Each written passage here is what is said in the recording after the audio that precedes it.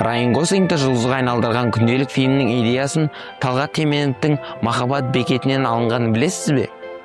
Николас Спаркстың кітабы 96 жылы шықса, фильмі 2004 жылы шыққан.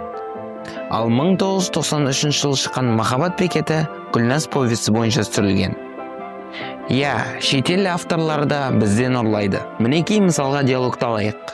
Туындыда екеуі де өздерінің армандарын айтып жатыр. Яғни үлкен үй салуды және сурет салуды. Институтты бітірген соң үлкен үй саламыз.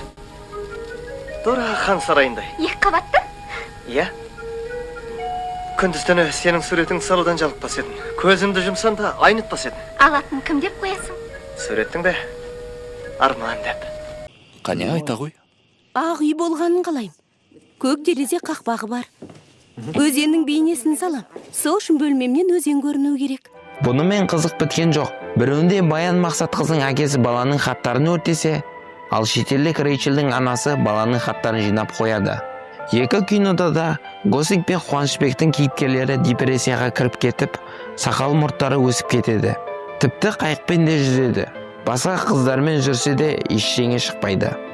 Соңында не болғанын айтпақ қояйын, спойлер болмасын. Ал сіз бұл фильмдерді көрдіңіз бе?